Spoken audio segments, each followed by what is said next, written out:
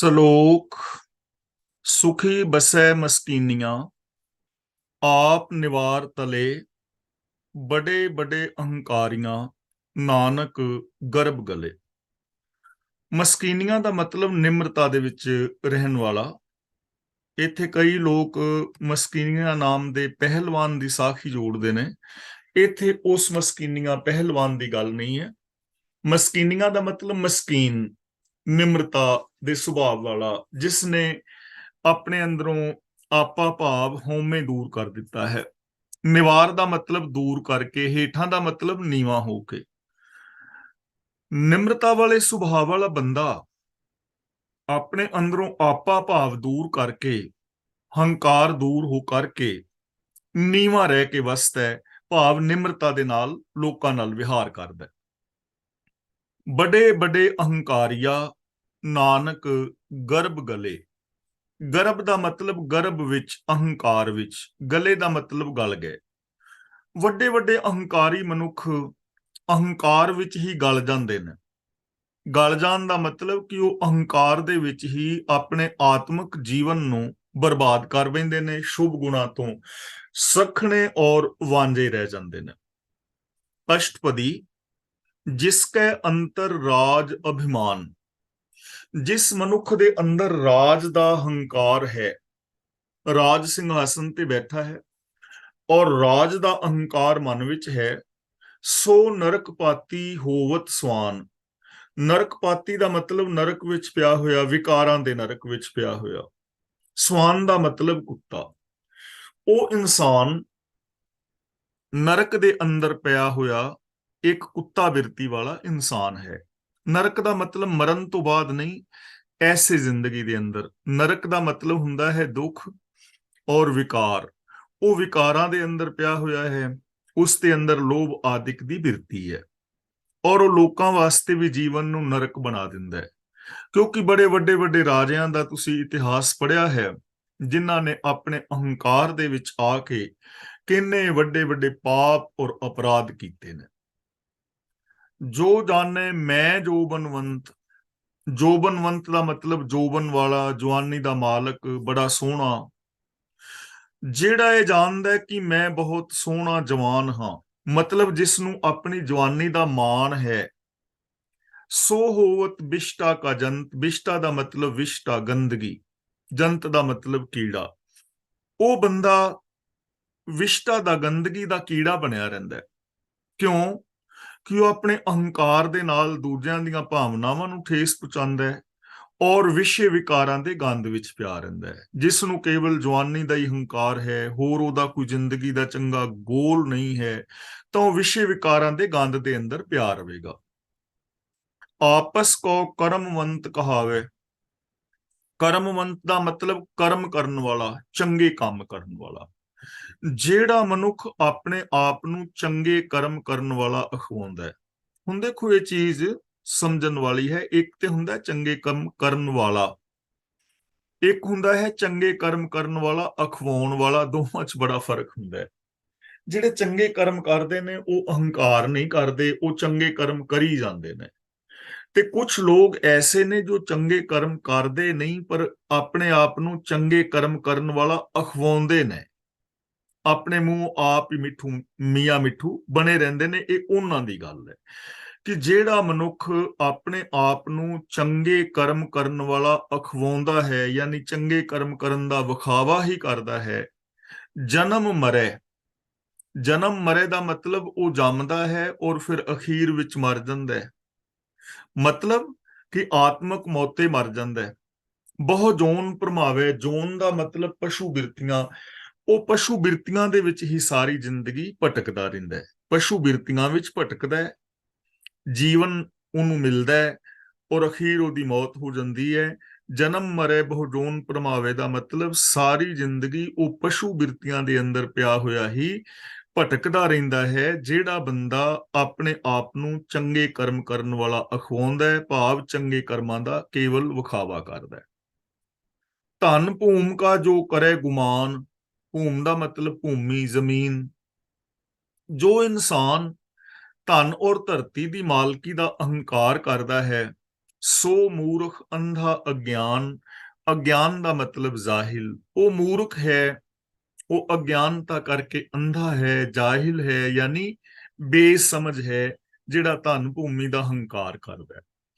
ਧਨ ਭੂਮੀ ਹੋਣਾ, ਉਹਦਾ ਮਾਲਕ ਹੋਣਾ ਹੋਰ ਗੱਲ ਹੈ, ਲੇਕਿਨ ਉਹਦਾ ਅਹੰਕਾਰ ਕਰਕੇ ਗਰੀਬਾਂ ਨੂੰ ਦੁਖੀ ਕਰਨਾ, ਅਤਿਆਚਾਰ ਕਰਨਾ, ਇਹ ਇੱਕ ਵੱਖਰੀ ਚੀਜ਼ ਹੈ। ਤਾਂ ਗੁਰੂ ਜੀ ਕਹਿੰਦੇ ਨੇ ਬੇਸਮਝੀ ਹੈ, ਕਿਉਂਕਿ ਇਹ ਚੀਜ਼ਾਂ ਕਦੇ ਕਿਸੇ ਦੇ ਨਾਲ ਨਹੀਂ ਜਾਂਦੀਆਂ, ਇਸ ਲਈ ਇਹਨਾਂ ਚੀਜ਼ਾਂ ਦਾ ਹੰਕਾਰ ਨਹੀਂ ਕਰਨਾ ਚਾਹੀਦਾ। ਕਰ ਕਿਰਪਾ ਜਿਸ ਕੈ ਹਿਰਦੈ ਗਰੀਬੀ ਬਸਾਵੇ। ਗਰੀਬੀ ਦਾ ਮਤਲਬ ਧਨ ਦੀ ਗਰੀਬੀ ਨਹੀਂ ਹੈ ਇੱਥੇ, ਗਰੀਬੀ ਦਾ ਮਤਲਬ ਨਿਮਰਤਾ। ਰਹਿਮਤ ਕਰਕੇ ਪ੍ਰਭੂ ਜਿਸ ਮਨੁੱਖ ਦੇ ਅੰਦਰ ਗਰੀਬੀ ਸੁਭਾਅ ਵਸਾ ਦਿੰਦਾ ਹੈ, ਭਾਵ ਨਿਮਰਤਾ ਵਸਾ ਦਿੰਦਾ ਹੈ, ਜੋ ਬੰਦਾ ਨਿਮਾਣਾ ਹੋ ਕੇ ਜਿੰਦਾ ਹੈ, ਨਾਨਕ ਇਹਾਂ ਮੁਕਤ ਆਗੇ ਸੁਖ ਪਾਵੇ। ਇਹਾਂ ਦਾ ਮਤਲਬ ਇੱਥੇ, ਆਗੇ ਦਾ ਮਤਲਬ ਆਉਣ ਵਾਲੇ ਸਮੇਂ ਦੇ ਅੰਦਰ, ਇਹਾਂ ਦਾ ਮਤਲਬ ਵਰਤਮਾਨ, ਆਗੇ ਦਾ ਮਤਲਬ ਫਿਊਚਰ ਜਿਹੜਾ ਹੈ, ਉਹ ਮਨੁੱਖ ਇੱਥੇ ਵੀ ਔਰ ਆਉਣ ਵਾਲੇ ਸਮੇਂ ਵਿੱਚ ਵੀ, ਯਾਨੀ ਉਹ ਬੰਦਾ ਹਰ ਸਮੇਂ ਹੀ ਸੁੱਖ ਪਾਉਂਦਾ ਹੈ ਔਰ ਉਹ ਬੰਦਾ ਵਿਕਾਰਾਂ ਤੋਂ ਬਚਿਆ ਰਹਿੰਦਾ ਹੈ। ਮੁਕਤ ਦਾ ਮਤਲਬ ਵਿਕਾਰਾਂ ਤੋਂ ਮੁਕਤ ਹੁੰਦਾ ਹੈ, ਉਹ ਵਿਕਾਰਾਂ ਦੇ ਬੰਧਨਾਂ ਵਿੱਚ ਨਹੀਂ ਹੈ, ਨਾ ਤੇ ਹੁਣ ਉਹ ਬੰਧਨਾਂ ਵਿੱਚ ਹੈ, ਉਹ ਬਿਲਕੁਲ ਆਜ਼ਾਦ ਔਰ ਮੁਕਤ ਹੈ ਵਿਕਾਰਾਂ ਤੋਂ।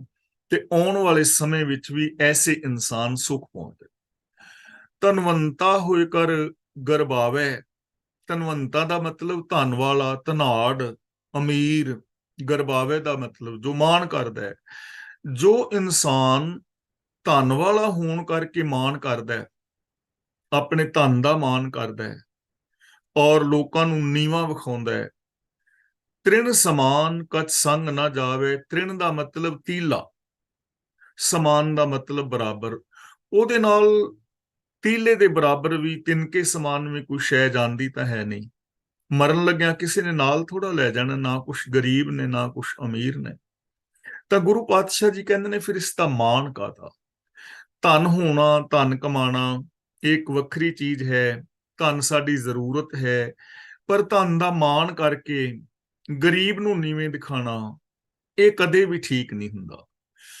ਬਹੁ ਲਸ਼ਕਰ ਮਾਨੁਖ ਉੱਪਰ ਕਰੇ ਆਸ। ਲਸ਼ਕਰ ਦਾ ਮਤਲਬ ਫੌਜਾਂ।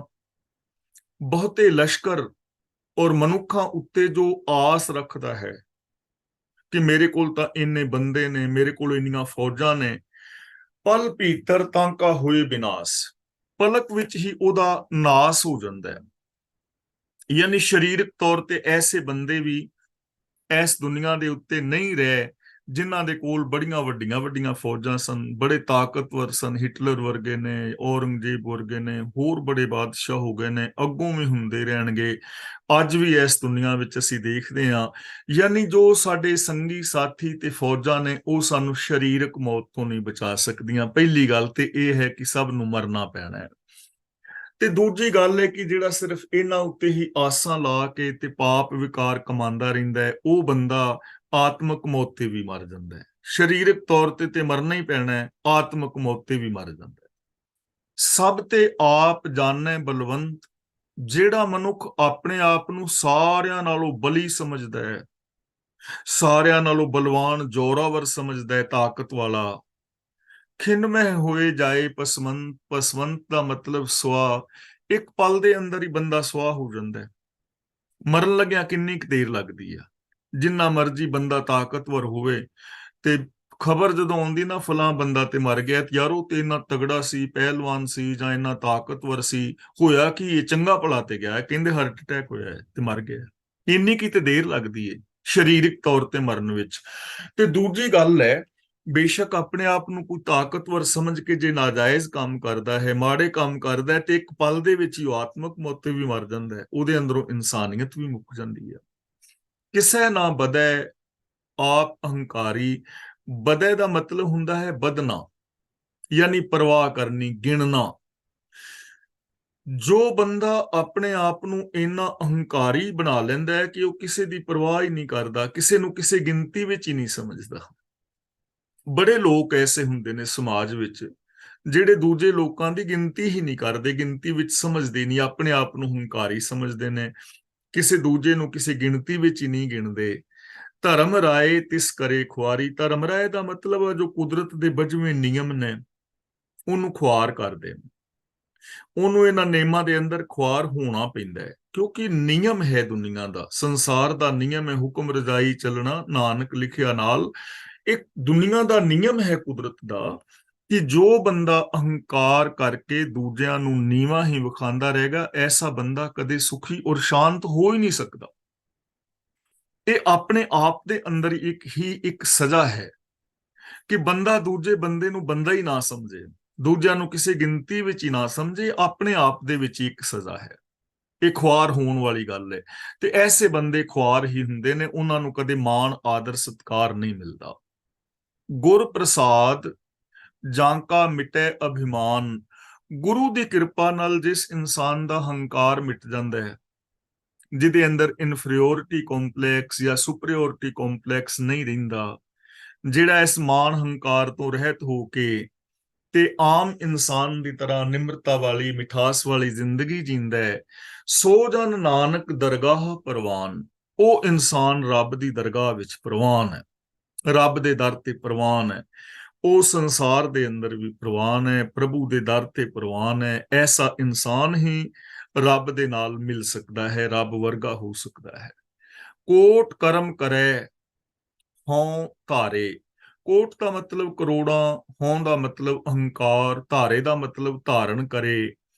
ਜਿਹੜਾ ਮਨੁੱਖ ਕਰੋੜਾਂ ਧਾਰਮਿਕ ਕੰਮ ਕਰਦਾ ਹੋਇਆ ਵੀ, ਆ ਜਿੰਨੇ ਵੀ ਰਸਮ ਰਿਵਾਜ ਨੇ, ਧਾਰਮਿਕ ਮਿੱਥੇ ਹੋਏ ਕੰਮ ਨੇ, ਤੀਰਥ ਯਾਤਰਾ ਵਗੈਰਾ ਵਗੈਰਾ, ਉਹ ਕੰਮ ਕਰਦਾ ਹੋਇਆ ਉਹਨਾਂ ਦਾ ਨਾਲ ਅਹੰਕਾਰ ਵੀ ਕਰੇ ਆਪਣੇ ਕੰਮਾਂ ਦਾ। ਸ਼ਰਮ ਭਾਵੈ ਸਗਲੇ ਬਿਰਥਾਰੇ, ਸ਼ਰਮ ਦਾ ਮਤਲਬ ਥਕੇਵਾਂ, ਸਗਲੇ ਦਾ ਮਤਲਬ ਸਾਰੇ, ਬਿਰਥਾਰੇ ਦਾ ਮਤਲਬ ਵਿਅਰਥ, ਤਾਂ ਉਹ ਸਾਰੇ ਕੰਮ ਉਹਦੇ ਵਿਅਰਥ ਚਲੇ ਜਾਂਦੇ ਨੇ ਤੇ ਉਹਦੀ ਜ਼ਿੰਦਗੀ ਦੇ ਵਿੱਚ ਕੇਵਲ ਥਕੇਵਾਂ ਮਿਲਦਾ ਹੈ, ਹੋਰ ਕੁਝ ਨਹੀਂ। ਕੰਮ ਕਰ ਕਰਕੇ ਥੱਕ ਜਾਂਦਾ ਹੈ ਤੇ ਉਹਦੇ ਸਾਰੇ ਕਰਮ ਫਜ਼ੂਲ ਚਲੇ ਜਾਂਦੇ ਨੇ।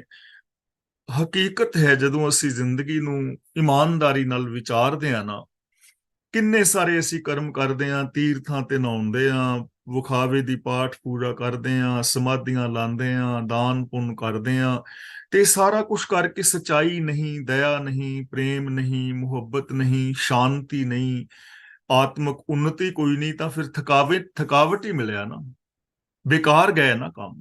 ਤਾਂ ਗੁਰੂ ਜੀ ਕਹਿੰਦੇ ਨੇ, ਜਿਹੜਾ ਮਨੁੱਖ ਕਰੋੜਾਂ ਕਰਮ ਕਰਦਾ ਵੀ ਅਹੰਕਾਰੀ ਹੁੰਦਾ ਹੈ, ਉਹਦੇ ਸਾਰੇ ਕਰਮ ਵਿਅਰਥ ਚਲੇ ਜਾਂਦੇ ਨੇ, ਉਹਨੂੰ ਪਛਤਾਵਾ ਹੀ ਮਿਲਦਾ ਹੈ ਜ਼ਿੰਦਗੀ 'ਚ।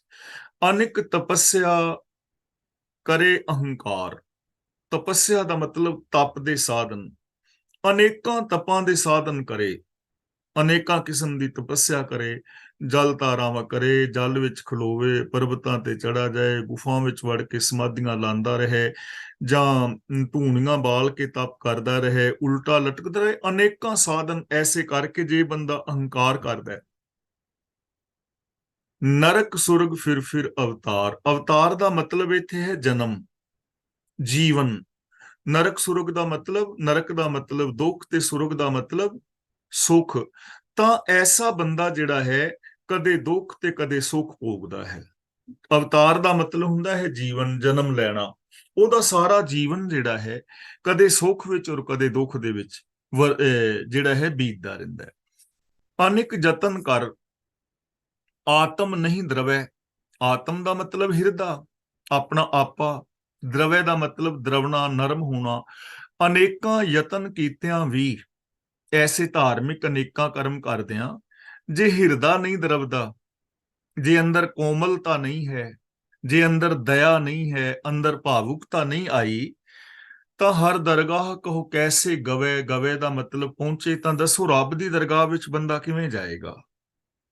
ਅਨੇਕਾਂ ਕੰਮ ਕਰਦਾ ਹੈ, ਪਾਠ ਕਰਦਾ ਹੈ, ਪੂਜਾ ਕਰਦਾ ਹੈ, ਤਪੱਸਿਆ ਕਰਦਾ ਹੈ, ਦਾਨ ਆਦਿਕ ਕਰਦਾ ਹੈ, ਪਰ ਦਿਲ ਵਿੱਚ ਦਇਆ ਨਹੀਂ ਹੈ, ਨਿਮਰਤਾ ਨਹੀਂ, ਪਿਆਰ ਨਹੀਂ, ਭਾਵੁਕਤਾ ਨਹੀਂ, ਸਚਾਈ ਨਹੀਂ।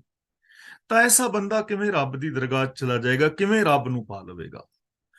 ਆਪਸ ਕੋ ਜੋ ਭਲਾ ਕਹਾਵੇ, ਜਿਹੜਾ ਆਪਣੇ ਆਪ ਨੂੰ ਨੇਕ ਅਖਵਾਉਂਦਾ ਹੈ ਕਿ ਸਿਰਫ ਮੈਂ ਹੀ ਨੇਕ ਹਾਂ, ਬਾਕੀ ਲੋਕ ਤਾਂ ਐਵੇਂ ਹੀ ਨੇ, ਜਿਹੜਾ ਆਪਣੇ ਆਪ ਨੂੰ ਹੀ ਸਿਰਫ ਭਲਾ ਅਖਵਾਉਂਦਾ ਹੈ, ਤਿਸਹਿ ਭਲਾਈ ਨਿਕਟ ਨਾ ਆਵੇ, ਨੇਕੀ ਉਹਦੇ ਨੇੜੇ ਵੀ ਨਹੀਂ ਢੁੱਕਦੀ, ਭਲਾਈ ਉਹਦੇ ਨੇੜੇ ਵੀ ਨਹੀਂ ਆਉਂਦੀ।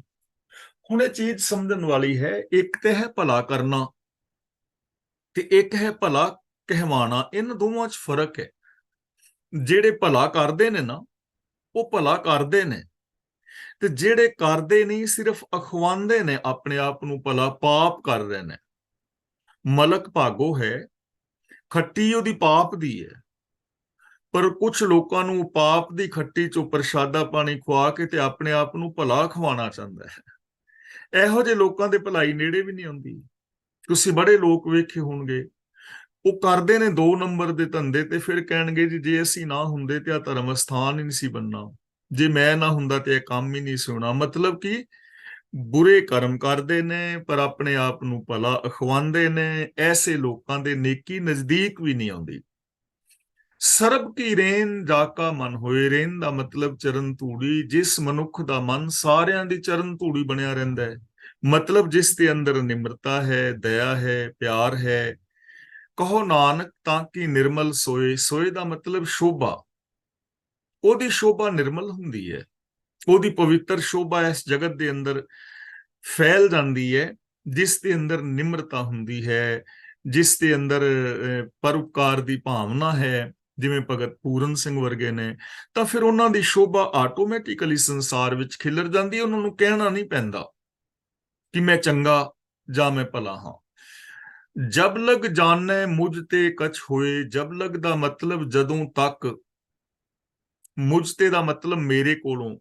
ਮਨੁੱਖ ਜਦੋਂ ਤੱਕ ਇਹ ਸਮਝਦਾ ਹੈ ਕਿ ਮੇਰੇ ਤੋਂ ਕੁਝ ਹੋ ਸਕਦਾ ਹੈ, ਤਬ ਇਸ ਕੋ ਸੁਖ ਨਾਹੀ ਕੋਏ, ਉਦੋਂ ਤੱਕ ਇਹਨੂੰ ਕੋਈ ਸੁਖ ਨਹੀਂ ਮਿਲਦਾ। ਇਸ ਚੀਜ਼ ਨੂੰ ਸਮਝ ਲੈਣਾ। ਹੁਣ ਅਸੀਂ ਇਹ ਤਾਂ ਨਹੀਂ ਸਮਝ ਸਕਦੇ ਕਿ ਮੇਰੇ ਤੋਂ ਕੁਝ ਹੋ ਹੀ ਨਹੀਂ ਸਕਦਾ। ਅਸੀਂ ਕਰ ਤੇ ਸਕਦੇ ਹਾਂ, ਔਰ ਬਹੁਤ ਕੁਝ ਅਸੀਂ ਕਰ ਵੀ ਰਹੇ ਹਾਂ, ਪਰ ਅਸੀਂ ਇਹ ਕਹਿ ਰਹੇ ਹਾਂ ਕਿ ਮੇਰੇ ਤੋਂ ਕੁਝ ਹੋ ਸਕਦਾ ਹੈ, ਪਰ ਸੁੱਖ ਨਹੀਂ ਜ਼ਿੰਦਗੀ 'ਚ। ਤਾਂ ਇਹਦਾ ਮੀਨਿੰਗ ਇਹ ਹੈ ਕਿ ਜਦੋਂ ਤੱਕ ਬੰਦਾ ਇਹ ਸਮਝਦਾ ਨਾ ਕਿ ਰੱਬੀ ਰਜ਼ਾ ਵਿੱਚ, ਰੱਬੀ ਰਜ਼ਾ ਤੋਂ ਉਲਟ ਚੱਲ ਕੇ ਵੀ ਮੈਂ ਕੁਝ ਕਰ ਸਕਣਾ ਵਾਂ, ਉਦੋਂ ਤੱਕ ਇਹਨੂੰ ਸੁੱਖ ਨਹੀਂ ਮਿਲਦਾ। ਜੇ ਬੰਦਾ ਕਹੇ ਕਿ ਮੈਂ ਦਇਆ ਤੇ ਨਹੀਂ ਕਰਨੀ, ਸੱਚ ਤੇ ਨਹੀਂ ਬੋਲਣਾ, ਪਿਆਰ ਤੇ ਨਹੀਂ ਕਰਨਾ, ਇਨਸਾਨੀਅਤ ਵਾਲੀ ਜ਼ਿੰਦਗੀ ਤਾਂ ਨਹੀਂ ਜੀਣੀ, ਪਰ ਮੈਂ ਤੇ ਤੀਰਥਾਂ ਤੇ ਨਹਾ ਕੇ ਸੁੱਖ ਮੰਨ ਲੈਣਾ ਹੈ, ਮੈਂ ਤਾਂ ਮਤਲਬ ਸਮਾਧੀਆਂ ਲਾ ਲਾ ਕੇ ਸੁੱਖ ਮੰਨ ਲੈਣਾ, ਤਾਂ ਐਸਾ ਕਦੇ ਵੀ ਨਹੀਂ ਹੁੰਦਾ। ਜਦੋਂ ਤੱਕ ਇਹ ਸਮਝਦਾ ਨਾ ਕਿ ਰੱਬੀ ਹੁਕਮ ਤੋਂ ਉਲਟ ਚੱਲ ਕੇ ਵੀ ਮੇਰੇ ਤੋਂ ਕੁਝ ਹੋ ਸਕਦਾ ਹੈ, ਉਦੋਂ ਤੱਕ ਇਹਨੂੰ ਕੋਈ ਸੁੱਖ ਨਹੀਂ ਮਿਲਦਾ। ਸੁੱਖ ਹਮੇਸ਼ਾ ਨਿਯਮਾਂ ਦੇ ਅੰਦਰ ਚੱਲ ਕੇ ਰੱਬੀ ਹੁਕਮ ਵਿੱਚ ਮਿਲਦਾ ਹੈ।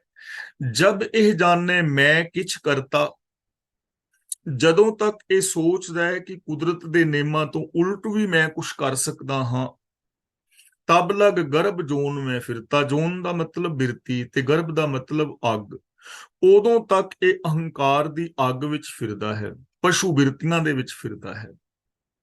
ਜੋਨ ਦਾ ਮਤਲਬ ਪਸ਼ੂ ਬਿਰਤੀਆਂ, ਗਰਭ ਦਾ ਮਤਲਬ ਅੱਗ ਵਿਕਾਰਾਂ ਦੀ। ਉਦੋਂ ਤੱਕ ਇਹ ਵਿਕਾਰਾਂ ਦੀ ਅੱਗ ਵਿੱਚ, ਔਰ ਉਦੋਂ ਤੱਕ ਇਹ ਪਸ਼ੂ ਬਿਰਤੀਆਂ ਦੇ ਵਿੱਚ ਹੀ ਫਿਰਦਾ ਰਹਿੰਦਾ ਹੈ, ਜਦੋਂ ਤੱਕ ਇਹ ਸਮਝਦਾ ਹੈ ਕਿ ਰੱਬੀ ਹੁਕਮ ਤੋਂ ਉਲਟ ਵੀ ਮੈਂ ਕੁਝ ਕਰ ਸਕਣਾ। ਉਦੋਂ ਤੱਕ ਇਹ ਪਸ਼ੂਪੁਣਾ ਹੀ ਕਰ ਰਿਹਾ ਹੈ, ਉਦੋਂ ਤੱਕ ਇਹ ਹੰਕਾਰ ਦੀ ਅੱਗ ਦੇ ਅੰਦਰ ਹੀ ਸੜਦਾ ਰਹਿੰਦਾ ਹੈ, ਹੁੰਦਾ ਕੁਛ ਨਹੀਂ ਰੱਬੀ ਹੁਕਮ ਤੋਂ ਉਲਟ। ਜਬ ਧਾਰੈ ਕੋ ਬੈਰੀ ਮੀਤ। ਧਾਰੇ ਦਾ ਮਤਲਬ ਮਿੱਥਦਾ ਹੈ, ਖਿਆਲ ਕਰਦਾ ਹੈ। ਜਦੋਂ ਤੱਕ ਇਹ ਮਨੁੱਖ ਕਿਸੇ ਨੂੰ ਦੁਸ਼ਮਣ ਔਰ ਕਿਸੇ ਨੂੰ ਮਿੱਤਰ ਸਮਝਦਾ ਹੈ, ਯਾਨੀ ਮਿੱਤਰਤਾ ਔਰ ਦੁਸ਼ਮਣੀ ਵਾਲੇ ਭਾਵ ਵਿੱਚ ਜਦੋਂ ਤੱਕ ਇਹ ਜੀਂਦਾ ਹੈ, ਤਬ ਲਗ ਨਿਹਚਲ ਨਾਹੀ ਚੀਤ। ਨਿਹਚਲ ਦਾ ਮਤਲਬ ਅਡੋਲ। ਉਦੋਂ ਤੱਕ ਇਸ ਮਨ ਦਾ, ਇਸ ਮਨੁੱਖ ਦਾ ਮਨ ਟਿਕਾਣੇ ਨਹੀਂ ਆਉਂਦਾ, ਸਥਿਰ ਨਹੀਂ ਰਹਿੰਦਾ, ਸੁਖੀ ਨਹੀਂ ਰਹਿੰਦਾ, ਕਿਉਂਕਿ ਮਿੱਤਰਤਾ ਦੇ ਨਾਲ ਇਹਦਾ ਮੋਹ ਹੋਏਗਾ ਤੇ ਦੂਜੇ ਪਾਸੇ ਇਹਨੂੰ ਚਿੰਤਾ ਔਰ ਡਰ ਹੋਏਗਾ। ਇਹ ਕਿਤੇ ਡਰ, ਈਰਖਾ, ਦਵੇਸ਼, ਵੈਰ, ਵਿਰੋਧ ਔਰ ਮੋਹ ਦੇ ਅੰਦਰ ਹੀ ਫਸਿਆ ਰਹੇਗਾ। ਇਹਦਾ ਮਨ ਸਥਿਰ ਨਹੀਂ ਹੋਏਗਾ, ਸ਼ਾਂਤੀ ਨਹੀਂ ਹੋਏਗੀ। ਜਬ ਲਗ ਮੋਹ ਮਗਨ ਸੰਗ ਮਾਏ। ਮੋਹ ਮਗਨ ਸੰਗ ਮਾਏ ਦਾ ਮਤਲਬ ਮਾਇਆ ਦੇ ਮੋਹ ਦੇ ਨਾਲ ਜਦੋਂ ਤੱਕ ਇਹ ਮਗਨ ਹੋਇਆ ਪਿਆ ਹੈ, ਜਦੋਂ ਤੱਕ ਮਾਇਆ ਦੇ ਮੋਹ ਦੇ ਵਿੱਚ ਇਹ ਗਰਕ ਹੈ, ਜਦੋਂ ਤੱਕ ਬੰਦਾ ਮਾਇਆ ਦੇ ਮੋਹ ਦੇ ਅੰਦਰ ਮਤਵਾਲਾ ਹੈ, ਮਾਇਆ ਦੇ ਮੋਹ ਦੇ ਅੰਦਰ ਇਹ ਮਸਤ ਹੈ, ਤਬ ਲਗ ਧਰਮ ਰਾਏ ਦੇ ਸਜਾਏ। ਧਰਮਰਾਜ ਦਾ ਮਤਲਬ ਕੁਦਰਤ ਦੇ ਜੋ ਬਜਵੇਂ ਨਿਯਮ ਨੇ, ਉਦੋਂ ਤੱਕ ਇਹਨੂੰ ਸਜ਼ਾ ਦਿੰਦੇ ਨੇ, ਉਦੋਂ ਤੱਕ ਇਹਨੂੰ ਦੁੱਖ ਦਿੰਦੇ ਨੇ। ਕਿਉਂਕਿ ਨਿਯਮ ਦੇ ਅੰਦਰ ਹੈ ਨਾ ਹਰ ਸ਼ੈ। ਹੁਣ ਮਾਇਆ ਕੀ ਹੈ? ਉਹ ਸੋਚ, ਜੋ ਸੋਚ ਸਾਨੂੰ ਰੱਬ ਨਾਲੋਂ ਤੋੜਦੀ, ਵਿਕਾਰਾਂ ਦੇ ਨਾਲ ਜੋੜਦੀ, ਮੇਰ ਤੇਰ ਦੇ ਵਿਤਕਰੇ ਪੈਦਾ ਕਰਦੀ ਹੈ। ਜਦੋਂ ਤੱਕ ਬੰਦਾ ਇਹੋ ਜੀ ਸੋਚ ਦੇ ਵਿੱਚ ਖਚਤ ਹੈ ਔਰ ਇਹੋ ਜੀ ਸੋਚ ਦੇ ਅੰਦਰ ਕੰਮ ਕਰ ਰਿਹਾ ਹੈ, ਤਾਂ ਕੁਦਰਤੀ ਨਿਯਮਾਂ ਦੇ ਅੰਦਰ ਉਸ ਬੰਦੇ ਨੂੰ ਦੁੱਖ ਮਿਲੇਗਾ ਹੀ ਮਿਲੇਗਾ। ਇੱਕ ਅਟਲ ਸਚਾਈ ਹੈ, ਉਹਨੂੰ ਸਜ਼ਾ ਮਿਲੇਗੀ ਮਿਲੇਗੀ, ਉਹਨੂੰ ਦੁੱਖ ਮਿਲੇਗਾ ਹੀ ਮਿਲੇਗਾ। ਉਹ ਕਦੇ ਸੁਖੀ ਔਰ ਸ਼ਾਂਤ ਹੋ ਨਹੀਂ ਸਕਦਾ। ਪ੍ਰਭ ਕਿਰਪਾ ਤੇ ਬੰਧਨ ਟੂਟੈ। ਰੱਬ ਦੀ ਰਹਿਮਤ ਦੇ ਨਾਲ ਇਹ ਜਿਹੜੇ ਮਾਇਆ ਮੋਹ ਦੇ ਬੰਧਨ ਨੇ, ਇਹ ਟੁੱਟ ਜਾਂਦੇ ਨੇ। ਗੁਰ ਪ੍ਰਸਾਦ ਨਾਨਕ ਹਉ ਛੂਟੈ। ਇੱਥੇ ਹਉ ਦਾ ਮਤਲਬ ਅਸੀਂ ਨਹੀਂ ਹੈ, ਇੱਥੇ ਹਉ ਦਾ ਮਤਲਬ ਹੰਕਾਰ। ਛੂਟੈ ਦਾ ਮਤਲਬ ਮੁੱਕਦਾ ਹੈ। ਗੁਰੂ ਦੀ ਕਿਰਪਾ ਦੇ ਨਾਲ ਹਉਮੈ ਛੁੱਟ ਜਾਂਦੀ ਹੈ। ਹਉਮੈ ਗੁਰੂ ਦੀ ਕਿਰਪਾ ਦੇ ਨਾਲ ਛੁੱਟਦੀ ਹੈ ਔਰ ਪ੍ਰਭੂ ਦੀ ਕਿਰਪਾ ਦੇ ਨਾਲ ਬੰਧਨ ਟੁੱਟ ਜਾਂਦੇ ਨੇ। ਜਦੋਂ ਬੰਦਾ ਗੁਰੂ ਦੀ ਸ਼ਰਨ ਵਿੱਚ ਆਉਂਦਾ ਹੈ ਨਾ, ਗੁਰੂ ਦੇ ਗਿਆਨ ਮੁਤਾਬਕ ਜ਼ਿੰਦਗੀ ਜੀਂਦਾ ਹੈ, ਆਪਣੀ ਮੱਤ ਨੂੰ ਛੱਡ ਕੇ ਗੁਰੂ ਦੀ ਮੱਤ ਦਾ ਧਾਰਨੀ ਹੋ ਜਾਂਦਾ ਹੈ, ਤਾਂ ਇਹਦੀ ਹਉਮੈ ਮੁੱਕ ਗਈ, ਆਪਾ ਭਾਵ ਮੁੱਕ ਗਿਆ। ਤੇ ਜਦੋਂ ਫਿਰ ਆਪਾ ਭਾਵ ਮੁਕਾ ਕੇ ਰੱਬੀ ਰਜਾ ਵਿੱਚ ਤੁਰਦਾ, ਤੇ ਇਸ ਤੇ ਮਾਇਆ ਦੇ ਵਿਕਾਰਾਂ ਦੇ ਬੰਧਨ ਜਿਹੜੇ ਨੇ ਖਤਮ ਹੋ ਜਾਂਦੇ ਨੇ, ਇਹ ਬਿਲਕੁਲ ਆਜ਼ਾਦ ਹੋ ਜਾਂਦਾ ਹੈ। ਸਹਿਸ ਖੱਟੇ ਲੱਖ ਕੋ ਉਠ ਧਾਵੈ। ਸਹਿਸ ਦਾ ਮਤਲਬ ਹਜ਼ਾਰਾਂ, ਖੱਟੇ ਦਾ ਮਤਲਬ ਕਮਾਉਂਦਾ ਹੈ, ਧਾਵੈ ਦਾ ਮਤਲਬ ਦੌੜਦਾ ਹੈ। ਆਮ ਮਨੁੱਖ ਜਿਹੜਾ ਹੈ ਹਜ਼ਾਰਾਂ ਰੁਪਏ ਕਮਾਉਂਦਾ ਹੈ ਤੇ ਫਿਰ ਲੱਖਾਂ ਦੇ ਪਿੱਛੇ ਦੌੜਦਾ ਹੈ। ਤ੍ਰਿਪਤ ਨਾ ਆਵੇ, ਮਾਇਆ ਪਾਛੇ ਪਾਵੇ। ਪਾਵੇ ਦਾ ਮਤਲਬ ਪਿੱਛੇ ਪਾਈ ਜਾਂਦਾ, ਜਮਾ ਕਰੀ ਜਾਂਦਾ। ਮਾਇਆ ਜਮਾ ਕਰੀ ਜਾਂਦਾ ਪਰ ਰੱਜਦਾ ਨਹੀਂ, ਤ੍ਰਿਪਤੀ ਨਹੀਂ ਆਉਂਦੀ। ਜਿਹੜੀ ਜਮਾਖੋਰੀ ਹੈ ਨਾ, ਇਸ ਦੁਨੀਆ ਦੇ ਅੰਦਰ ਨਾ ਬਹੁਤ ਵੱਡੀ ਪ੍ਰੋਬਲਮ ਹੈ। ਦੇਖੋ, ਇਹਦਾ ਮਤਲਬ ਇਹ ਨਹੀਂ ਕਿ ਅਸੀਂ ਥੋੜੇ ਬਹੁਤੇ ਪੈਸੇ ਜਮਾ ਨਾ ਰੱਖੀਏ, ਬੈਂਕ ਵਿੱਚ ਜਮਾ ਨਾ ਕਰਾਈਏ, ਗੱਲ ਇਹ ਨਹੀਂ ਹੈ। ਜਮਾਖੋਰੀ ਹੁੰਦੀ ਹੈ 2 ਨੰਬਰ ਦੇ ਧੰਦੇ ਦੇ ਨਾਲ। ਕਈ ਲੋਕ ਨਾ 2 ਨੰਬਰ ਦਾ ਪੈਸਾ ਜਮਾ ਕਰੀ ਰੱਖਦੇ ਨੇ, ਇਕੱਠਾ ਕਰੀ ਰੱਖਦੇ ਨੇ। ਉਹਦਾ ਨੁਕਸਾਨ ਦੇਖੋ ਕੀ ਹੁੰਦਾ ਹੈ। ਮੰਨ ਲਓ ਕਿਸੇ ਦੇ ਕੋਲ 200-400 ਕਰੋੜ ਰੁਪਈਆ ਉਸਨੇ ਆਪਣੇ ਕਮਰੇ ਦੇ ਵਿੱਚ ਹੀ ਬੰਦ ਕਰਕੇ ਰੱਖ ਦਿੱਤਾ ਹੈ, ਤਾਂ ਮਾਰਕੀਟ ਵਿੱਚ ਪੈਸੇ ਦੀ ਕਮੀ ਆਈ ਤੇ ਫਿਰ ਕੀ ਹੋਏਗਾ? ਮਹਿੰਗਾਈ ਵਧੇਗੀ, ਕਰਪਸ਼ਨ ਵਧਿਆ, ਮਹਿੰਗਾਈ ਵਧੀ। ਤੇ ਜੇ ਉਹ ਬੰਦਾ ਉਸ ਪੈਸੇ ਨੂੰ ਮਾਰਕੀਟ ਵਿੱਚ ਲਗਾ ਕੇ ਕੋਈ ਕੰਪਨੀ, ਕੋਈ ਫੈਕਟਰੀ ਖੜੀ ਕਰ ਦੇ, ਪੈਸਾ ਫਿਰ ਵੀ ਉਹਦਾ ਰਹਿਣਾ ਹੈ, ਲੇਕਿਨ ਲੋਕਾਂ ਨੂੰ ਮਜ਼ਦੂਰੀ ਮਿਲੇਗੀ, ਰੋਜ਼ਗਾਰ ਦੇ ਸਾਧਨ ਮਿਲਣਗੇ, ਪੈਦਾਇਸ਼ ਵਧੇਗੀ ਨਾ। ਪਰ ਆਮ ਜਿਹੜੀ ਬਿਰਤੀ ਹੈ ਉਹ ਇਕੱਠਿਆਂ ਕਰਨ ਵਾਲੀ ਹੈ। ਤੇ ਧਨ ਕਮਾਉਣਾ ਹਰ ਇੱਕ ਦਾ ਫਰਜ਼ ਹੈ, ਲੇਕਿਨ ਇੱਥੇ 2 ਨੰਬਰ ਦੇ ਧੰਦਿਆਂ ਦੀ ਗੱਲ ਕੀਤੀ ਜਾ ਰਹੀ ਹੈ ਕਿ ਬੰਦਾ ਦੇ ਅੰਦਰ ਸੰਤੋਖ ਨਹੀਂ ਹੈ। ਹਜ਼ਾਰਾਂ ਕਮਾਉਂਦਾ ਹੈ, ਲੱਖਾਂ ਪਿੱਛੇ ਦੌੜਦਾ ਹੈ, ਮਾਇਆ ਨੂੰ ਪਿੱਛੇ ਪਾਈ ਜਾਂਦਾ ਹੈ, ਜਮਾਖੋਰੀ ਦਾ ਸ਼ਿਕਾਰ ਹੋਈ ਜਾਂਦਾ ਹੈ, ਪਰ ਇਹਨੂੰ ਇਸ ਤਰ੍ਹਾਂ ਤ੍ਰਿਪਤੀ ਨਹੀਂ ਆਉਂਦੀ, ਇਹਨੂੰ ਸ਼ਾਂਤੀ ਨਹੀਂ ਮਿਲਦੀ, ਸੰਤੋਖ ਨਹੀਂ ਆਉਂਦਾ। ਅਨੇਕ ਭੋਗ ਵਿਖਿਆ ਕੇ ਕਰੇ। ਵਿਖਿਆ ਦਾ ਮਤਲਬ ਮਾਇਆ। ਅਨੇਕ ਭੋਗ ਵਿਖਿਆ ਕੇ ਕਰੇ ਦਾ ਮਤਲਬ ਮਾਇਆ ਦੀਆਂ ਅਨੇਕਾਂ ਮੌਜਾਂ ਇਹ ਬੰਦਾ ਮਾਣਦਾ ਹੈ, ਮਾਇਆ ਦੇ ਵਿਸ਼ੇ ਭੋਗ ਭੋਗਦਾ ਹੈ, ਮਾਇਆ ਵਾਲੀ ਬਿਰਤੀ ਕਰਕੇ ਵਿਸ਼ੇ ਭੋਗ ਭੋਗਦਾ ਹੈ। ਨਹਿ ਤ੍ਰਿਪਤਾਵੇ, ਖਪ ਖਪ ਮਰੇ। ਤ੍ਰਿਪਤਾਵੇ ਦਾ ਮਤਲਬ ਰੱਜਦਾ ਨਹੀਂ, ਖਪ ਖਪ ਦਾ ਮਤਲਬ ਦੁਖੀ ਹੋ ਕੇ, ਮਰੇ ਦਾ ਮਤਲਬ ਆਤਮਕ ਮੌਤ ਸਹਿੜਦਾ ਹੈ। ਇਹਦੀ ਤਸੱਲੀ ਨਹੀਂ ਹੁੰਦੀ, ਇਹਨੂੰ ਸ਼ਾਂਤੀ ਨਹੀਂ ਮਿਲਦੀ, ਤ੍ਰਿਪਤੀ ਨਹੀਂ ਮਿਲਦੀ। ਭੋਗਾਂ ਦੇ ਮਗਰ ਹੋਰ ਭੱਜਦਾ ਹੈ ਤੇ ਬੜਾ ਦੁਖੀ ਹੋ ਕੇ ਆਤਮਕ ਮੌਤ ਸਹਿੜਦਾ ਰਹਿੰਦਾ ਹੈ, ਖਪਦਾ ਰਹਿੰਦਾ ਹੈ। ਬਿਨਾਂ ਸੰਤੋਖ ਨਹੀਂ ਕੋ ਰਾਜੈ। ਗੁਰੂ ਜੀ ਕਹਿੰਦੇ ਨੇ ਸੰਤੋਖ ਤੋਂ ਬਿਨਾਂ ਕੋਈ ਵੀ ਮਨੁੱਖ ਨਹੀਂ ਰੱਜਦਾ, ਚਾਹੇ ਉਹ ਕੋਈ ਵੀ ਹੈ, ਕਿਸੇ ਵੀ ਧਰਮ ਵਰਗ ਦੇ ਨਾਲ ਹੈ, ਇਸਤਰੀ ਪੁਰਸ਼ ਕੋਈ ਵੀ ਹੈ। ਜੇ ਸੰਤੋਖ ਨਹੀਂ ਤਾਂ ਉਹ ਕਦੇ ਰੱਜਦਾ ਨਹੀਂ, ਜਿੰਨਾ ਮਰਜ਼ੀ ਉਹਦੇ ਕੋਲ ਪੈਸਾ, ਪ੍ਰਾਪਰਟੀ ਆ ਜਾਏ। ਸੁਪਨ ਮਨੋਰਥ ਬ੍ਰਿਥੇ ਸਭ ਕਾਜੈ। ਮਨੋਰਥ ਦਾ ਮਤਲਬ ਮਨ ਦੇ ਰਥ, ਮਨ ਦੀਆਂ ਦੌੜਾਂ, ਮਨ ਦੇ ਫੁਰਨੇ, ਮਨ ਦੀਆਂ ਖੁਆਇਸ਼ਾਂ। ਬ੍ਰਿਥੇ ਦਾ ਮਤਲਬ ਵਿਅਰਥ। ਜਿਵੇਂ ਸੁਪਨਿਆਂ ਤੋਂ ਕੋਈ ਲਾਭ ਨਹੀਂ ਨਾ ਹੁੰਦਾ, ਤਿਵੇਂ ਸੰਤੋਖਹੀਣ ਮਨੁੱਖ ਦੇ ਸਾਰੇ ਕੰਮ ਔਰ ਖੁਆਇਸ਼ਾਂ ਵਿਅਰਥ ਚਲੀਆਂ ਜਾਂਦੀਆਂ ਨੇ। ਸੁਪਨਿਆਂ ਦੇ ਵਿੱਚ ਮੰਨ ਲਓ ਮੈਂ ਸੁਪਨੇ ਵਿੱਚ ਬਾਦਸ਼ਾਹ ਬਣ ਜਾਵਾਂ, ਤੇ ਬਾਦਸ਼ਾਹ ਬਣ ਕੇ ਮੇਰੇ ਕੋਲ ਰਾਜ ਭਾਗ ਹੋਵੇ, ਮਹਿਲ ਹੋਣ, ਫੌਜਾਂ ਹੋਣ, ਸੋਨੇ ਚਾਂਦੀ ਹੋਵੇ, ਮੇਰੇ ਕੋਲ ਹੀਰੇ ਜਵਾਹਰਾਤ ਦੇ ਖਜ਼ਾਨੇ ਹੋਣ, ਤੇ ਜਦੋਂ ਮੈਂ ਸਵੇਰੇ ਉੱਠਾਂ ਮੈਂ ਤੇ ਫਿਰ ਭੁੱਖੇ ਦਾ ਭੁੱਖਾ ਹੀ ਹਾਂ ਨਾ। ਉਹਨਾਂ ਸੁਪਨੇ ਦੇ ਪਦਾਰਥਾਂ ਦੇ ਨਾਲ ਮੇਰਾ ਰਜੇਵਾਂ ਨਹੀਂ ਹੋਣਾ, ਕਿਉਂਕਿ ਅਸਲੀਅਤ ਨਹੀਂ ਹੈ ਉਹ। ਇਸੇ ਤਰ੍ਹਾਂ ਜਿਸ ਬੰਦੇ ਦੇ ਅੰਦਰ ਸੰਤੋਖ ਨਹੀਂ ਹੈ ਨਾ, ਉਹਦੇ ਕੋਲ ਜਿੰਨੇ ਮਰਜ਼ੀ ਧਨ ਪਦਾਰਥ ਆ ਜਾਣ, ਉਹ ਸੁਪਨੇ ਦੇ ਪਦਾਰਥਾਂ ਦੀ ਤਰ੍ਹਾਂ ਵਿਅਰਥ ਨੇ। ਉਸ ਮਨੁੱਖ ਨੂੰ ਕਦੇ ਵੀ ਸ਼ਾਂਤੀ ਜਿਹੜੀ ਹੈ, ਸੱਚਾ ਸੁੱਖ ਨਹੀਂ ਮਿਲਦਾ। ਨਾਮ ਰੰਗ ਸਰਬ ਸੁਖ ਹੋਏ। ਰੰਗ ਦਾ ਮਤਲਬ ਪਿਆਰ, ਨਾਮ ਦਾ ਮਤਲਬ ਪ੍ਰਭੂ ਦੀ ਸਿਫਤ ਸਲਾਹ, ਪ੍ਰਭੂ ਦਾ ਹੁਕਮ। ਰੱਬੀ ਰਜ਼ਾ ਦੀ ਮੌਜ ਵਿੱਚ ਸਾਰਾ ਸੁੱਖ ਹੈ। ਪ੍ਰਭੂ ਦੀ ਸਿਫਤ ਸਲਾਹ ਦੇ ਅੰਦਰ ਸਾਰਾ ਸੁੱਖ ਹੈ। ਯਾਨੀ ਜੇ ਬੰਦਾ ਗੁਣਾਂ ਦਾ ਧਾਰਨੀ ਹੈ ਨਾ, ਮਨ ਬਚਨ ਔਰ ਕਰਮ ਕਰਕੇ, ਔਰ ਰੱਬੀ ਰਜ਼ਾ ਦੇ ਅੰਦਰ, ਨੇਮਾਂ ਦੇ ਅੰਦਰ, ਕੁਦਰਤ ਦੇ ਬਜਵੇਂ ਨਿਯਮ ਦੇ ਅੰਦਰ ਚੱਲ ਰਿਹਾ ਹੈ, ਫਿਰ ਬੰਦਾ ਸੁਖੀ ਹੈ, ਫਿਰ ਬੰਦਾ ਸ਼ਾਂਤ ਹੈ। ਹਰ ਚੀਜ਼ ਦੇ ਨਿਯਮ ਨੇ, ਸੁੱਖਾਂ ਦੇ ਵੀ ਕੋਈ ਨਿਯਮ ਨੇ। ਉਹਨਾਂ ਨੇਮਾਂ ਨੂੰ ਫੋਲੋ ਕਰਕੇ ਹੀ ਬੰਦਾ ਸੁਖੀ ਰਹਿ ਸਕਦਾ ਹੈ। ਸੁੱਖਾਂ ਦੀ ਵੀ ਕੋਈ ਰਿਕੁਆਇਰਮੈਂਟ ਹੈ, ਖੁਸ਼ੀ ਦੀ ਕੋਈ ਰਿਕੁਆਇਰਮੈਂਟ ਹੈ। ਉਸ ਰਿਕੁਆਇਰਮੈਂਟ ਨੂੰ ਪੂਰੀਆਂ ਕਰਕੇ ਹੀ ਬੰਦਾ ਖੁਸ਼ ਰਹਿ ਸਕਦਾ ਹੈ। ਜਦੋਂ ਤੱਕ ਉਸ ਰਿਕੁਆਇਰਮੈਂਟ ਨੂੰ ਪੂਰੀ ਨਹੀਂ ਕਰਾਂਗੇ, ਅਸੀਂ ਸੁਖੀ ਨਹੀਂ ਹੋ ਸਕਦੇ। ਤਾਂ ਗੁਰੂ ਜੀ ਕਹਿੰਦੇ ਨੇ, ਰੱਬੀ ਰਜ਼ਾ ਦੇ ਪ੍ਰੇਮ ਵਿੱਚ, ਗੁਣਾਂ ਦੇ ਪ੍ਰੇਮ ਵਿੱਚ ਹਮੇਸ਼ਾ ਸੁਖ ਹੈ। ਵੱਡ ਭਾਗੀ ਕਿਸੇ ਪ੍ਰਾਪਤ ਹੋਏ। ਇਹ ਸੁਖ ਕਿਸੇ ਵੱਡੇ ਭਾਗਾਂ ਵਾਲੇ ਨੂੰ ਮਿਲਦਾ ਹੈ। ਜਿਹੜਾ ਉਦਮ ਕਰਦਾ ਹੈ, ਖੁਸ਼ਕਿਸਮਤ ਹੈ ਬੰਦਾ, ਕਿਸੇ ਵਿਰਲੇ ਨੂੰ ਇਹ ਸੁਖ ਮਿਲਦਾ ਹੈ। ਜਿਹੜਾ ਸੁਖ ਰੱਬੀ ਗੁਣਾਂ ਦੇ ਪ੍ਰੇਮ ਵਿੱਚ ਹੈ। ਯਾਨੀ ਕੁਝ ਵਿਰਲੇ ਨੇ ਜੋ ਰੱਬੀ ਰਜ਼ਾ ਵਿੱਚ, ਰੱਬੀ ਪ੍ਰੇਮ ਵਿੱਚ ਰੰਗੇ ਜਾਂਦੇ ਨੇ। ਉਹਨਾਂ ਵਡਭਾਗੀਆਂ ਨੂੰ ਇਹ ਸੁਖ ਪ੍ਰਾਪਤ ਹੁੰਦਾ ਹੈ। ਕਰਨ ਕਰਾਵਨ ਆਪੇ ਆਪ। ਪ੍ਰਭੂ ਆਪ ਹੀ ਆਪ ਸਭ ਕੁਝ ਕਰਨ ਔਰ ਜੀਵਾਂ ਪਾਸੋਂ ਕਰਾਉਣ ਦੇ ਸਮਰੱਥ ਹੈ। ਸਾਰੇ ਸਬੱਬਾਂ ਦਾ ਸਬੱਬ ਪ੍ਰਭੂ ਆਪ ਹੈ। ਸਾਰੇ ਕਾਰਜਾਂ ਦਾ ਕਾਰਨ ਪ੍ਰਭੂ ਆਪ ਹੈ। ਯਾਨੀ ਰਚਨ ਵਾਲਾ, ਪਾਲਣ ਵਾਲਾ, ਉਹ ਆਪ ਹੀ ਆਪ ਹੈ। ਸਦਾ ਸਦਾ ਨਾਨਕ ਹਰ ਜਾਪ। ਜਾਪ ਦਾ ਮਤਲਬ ਹੈਗਾ ਜਾਣਨਾ, ਜਾਪ ਦਾ ਮਤਲਬ ਜਾਣ, ਸਾਂਝ ਪਾ। ਹਰ ਦਾ ਮਤਲਬ ਹਰੀ ਨੂੰ, ਹੈ ਨਾਨਕ ਸਦਾ ਸਦਾ ਹਰ ਵਕਤ ਪ੍ਰਭੂ ਦੇ ਨਾਲ ਸਾਂਝ ਪਾ ਕੇ ਰੱਖ। ਉਹਨੂੰ ਜਾਣ, ਉਹਨੂੰ ਸਮਝ, ਉਸ ਦੇ ਨਾਲ ਜਾਣ ਪਹਿਚਾਨ ਬਣਾ। ਰੱਬੀ ਗੁਣਾਂ ਦੇ ਨਾਲ ਸਾਂਝ ਪਾ।